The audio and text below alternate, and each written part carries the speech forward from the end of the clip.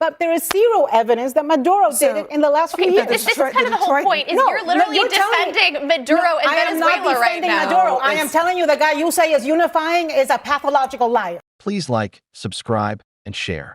Ana Navarro from The View joined Abby Phillip on CNN to face off against outspoken MAGA commentators Lydia Mohin and Jason Rantz. We're about to break down highlights from this intense panel featuring Ana Navarro, Jason Rantz, Lydia Mohin, and more. So let's dive in. State of the Union clash. Well, it just got a little uglier because now President Trump is escalating his fight with Democratic Congresswoman Ilhan Omar and Rashida Tlaib. Both had begun shouting when Trump challenged Democrats to stand for Americans while he was speaking about illegal immigration and fraud in Minnesota. Now, in a post today, Trump said that Omar and Tlaib screamed uncontrollably and had the bulging, bloodshot eyes of crazy people. He likened them to lunatics and suggested that they be institutionalized. Then he added, quote, "We should send them back to where they came from as fast as possible." Vice President J.D. Vance also got in the war of words. They were all looking around for cues from their colleagues because they didn't have the courage to stand on their own. And that, more than anything, Bill, is the saddest commentary on the Democratic Party, that not only will they not stand for the idea that Americans should come first, they won't even have the courage of their convictions. They lean on the person to their left and their right rather than actually have some conviction. But Omar says that she has no regrets. And I think many people look at that moment when the president says it is our responsibility to protect Americans, and he does not acknowledge the fact that two Americans, two of my constituents, two of our neighbors were killed. And it was important for me to just remind the American people that the president and his administration was responsible for killing two American citizens. Congressman Moskowitz, you were in the room last night, right? Was that moment what Donald Trump ultimately wanted and what perhaps your Democratic leadership wanted to avoid? Oh, yeah, no. The president clearly came in with a strategy to do that, right? His strategy was to try to rage bait people into that fight. He wanted that, and he got it. Look, ultimately, he's not deporting two members of Congress, just like he didn't lock up Hillary, even though that was chanted in arenas, around the country. So, look, he can't fix his poll numbers. He can't turn around the fact that he's underwater on the economy, underwater on immigration, the two issues that helped get him elected. So what he's going to try to do is he's going to try to fight to the point where he tries to make us not an option, right? He wants to just bring us down with him to the hope that might help him somehow survive the midterms. This is the new strategy. He met with his pollsters. They saw where everything is. They can't turn around their stuff. They've ruined it in the first year. So the strategy is to try to bring everybody down in order to survive the midterms. So Rashida Tlaib responded to Trump. She said, "Can't take two Muslims talking back and correcting him, so now he's crashing out." And then she used the hashtag President Majnoon, which means crazy or insane in Persian. Yeah, I mean, she also got what she wanted, which was a mistake, I think, for the Democrats to play into that. I actually agree with the congressman. I think the president was setting up Democrats in a really simple and easy way. They shouldn't have fallen for it. It seems pretty easy to stand up and say, actually, no, I support American people first. That is where I stand. And we can have a nuanced conversation afterwards if you want about illegal immigration. But they walked into that trap because it was so easy to set. Well, but that's not true. I mean, I stand for... Most Democrats did not stand. I stand for Americans over non-citizens. And so do all of my colleagues. But just because... It's not the Galactic Senate. Just because the emperor says rise doesn't mean I get up. Like I'm a different. You rose sometimes, I'm a different branch of government. I rose for the heroes that were in the gallery, not because the president. But not for the other point. I mean, you rose because, and thank you for rising. I think in those cases that this is an easy moment to be united, whether it's around Team USA or it's around any of the people who were featured there. But that's sending a message that you agree with the statement or the sentiment, and you chose not to stand. Well, I'm sure if Joe Biden told Republicans to rise, they would have leapt from their... But to that point, doesn't that happen at every single State of the Union address? The president says something innocuous. The party that is the opposite party doesn't stand. That happens every single year. Yeah, but I don't feel like this. I don't feel like these shouting matches used to happen. I mean, they started happening maybe in my memory with Joe Wilson under Obama. I don't like Donald Trump. I don't support Donald Trump, but I am an institutionalist, and I think that there is a pomp and circumstance and gravitas to something like the State of the Union. Does he use it to lie? Yes. Does he use it to divide? Does he use it to attack immigrants? Yes. But that doesn't mean that that two congresspeople should be in this shouting match. And look, What he tweeted out today is horribly racist. And I say this as somebody that gets told the same thing over and over again. Go back to where you came from. I can't tell you how many times I open up social media and it says, go eat a burrito and go back to Mexico, because racists are so stupid. They don't realize there's more than one country in Latin America. And I'm not from Mexico. Also, I don't eat burritos. I like tacos. But the fact that what he said is racist and it is horrible, and it's, and it emboldens and it strengthens, empowers racism. My question is, how does it help American citizens to have the president of the United States and two Congress people in a pissing match over stupidity? How does it help them have lower grocery prices? How does it help him have access to healthcare, access to housing? And actually, I think it's, you talk about Donald Trump goading them into this. I think this is really stupid by Donald Trump. I mean, most people use the State of the Union as a launching pad to then go out and sell their agenda and try to have it be a good moment for them. And instead, he's out there in the, in the bottom of the gutter, fighting and being a racist pig. Why? Please like, subscribe, and share. Ana Navarro makes a point many already see. Donald Trump and today's Republican Party are deeply intertwined under MAGA, making it hard to separate one from the other. At this stage, many who openly identify as Republican are seen as aligned with that movement and its loyalty to Trump. Trump's style is often described as combative and personal, frequently attacking opponents, while critics argue he leans on rhetoric over measurable achievements. Supporters, including figures like J.D. Vance, continue to defend his record, but polling has consistently shown a divided public, strong backing from a dedicated base, alongside significant opposition from a larger share of Americans. This tension didn't start with Trump, but many believe he intensified it, amplifying partisan conflict and pushing political discourse into a more hostile space. Critics also argue that for years, Republicans have relied heavily on labeling Democrats as extreme, even though many view the Democratic Party as more centrist in practice.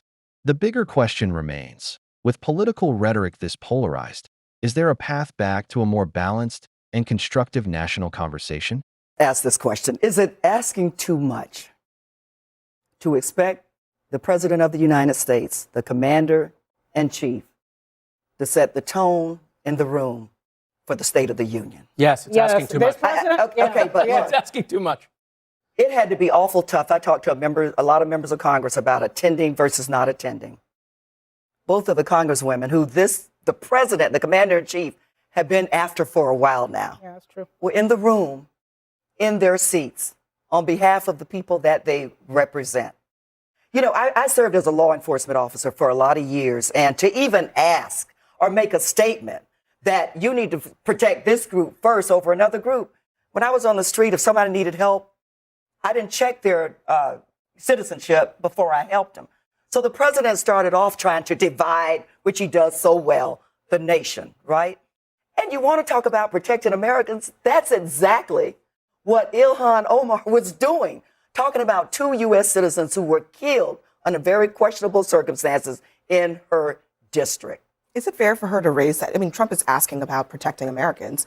Is it fair for her to raise the 2 Americans who were killed? Well, I think Trump's entire speech was actually pretty unifying. I think Donald Trump's superpower is positioning himself as the common sense guy who's advocating for positions that the vast majority of Americans want. And there was one moment at the beginning where he invited the USA hockey team. And of course, the crowd went wild chanting USA, USA. And then the camera panned to Rashida Tlaib, who appeared to be mouthing KKK. And then again, you had another moment where Trump says, stand up if you want to support American citizens over illegal aliens. And instead, Ilhan Omar is screaming and heckling the president. And those are the best kind of sound bites and visuals that the GOP can have for the midterms, because a lot of people might not like Donald Trump and might be kind of hemming and hawing. And then they look at the alternative and they say, oh, well, this really angry woman, gosh, I don't know about her. So that's what Trump set out to do. That was my question. Highlight the 80-20 issues. In response to his own question, is it fair for the Democrats to respond, why, yes, we do care about American citizens, including 2 that were killed? Yes, it is fair, but not in that venue. But it is fair, but not at that me moment. That the President of the United States did not even mention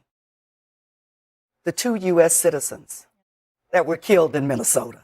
How do you do the State of the Union, because you care about Americans so much, and not even mention the 2 people who lost their lives on the streets of America at the hand of federal agents? One who tried to run over But how do ICE you agent not in even, the you moment. can do your commentary all you want or, critique, but how do you Facts. not mention that 2 people died in that environment? And the president was one of the most unifying speeches. The president who said, look at the Democrats, aren't they crazy?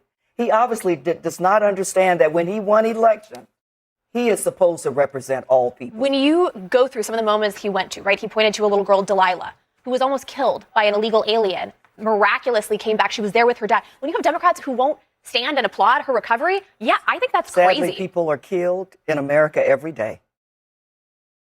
Sadly. And the majority of them are killed by U.S. citizens.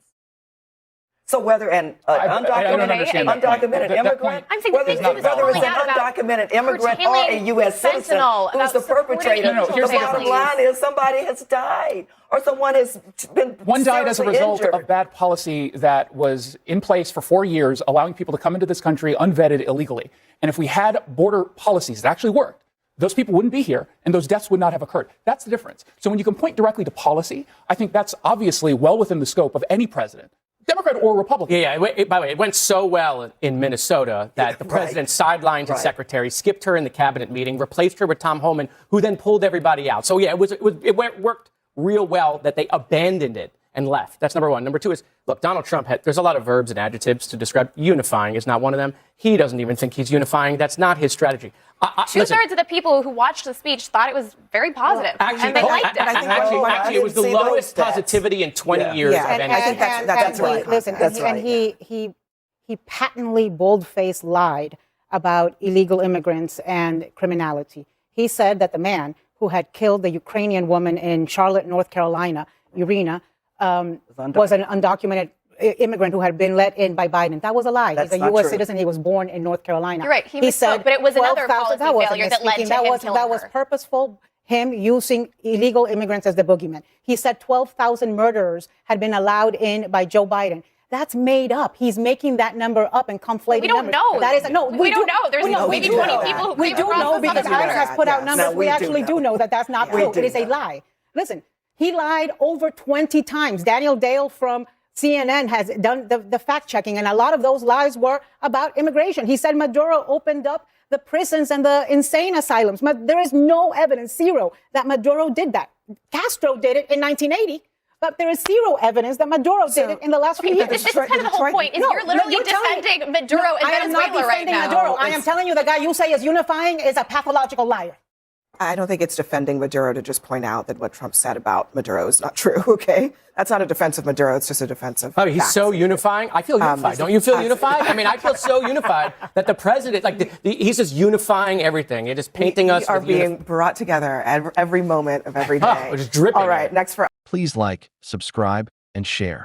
On shows like Abby Phillip's panel, figures like Lydia Mohan often lean on a familiar playbook, casting doubt on verified data. When Ana Navarro points out that claims about widespread violent immigrants are exaggerated, the response becomes, we don't really know the numbers, even though agencies and researchers track this information closely. Commentators such as Jason Rantz, Scott Jennings, and Ben Ferguson often frame arguments around perception rather than evidence.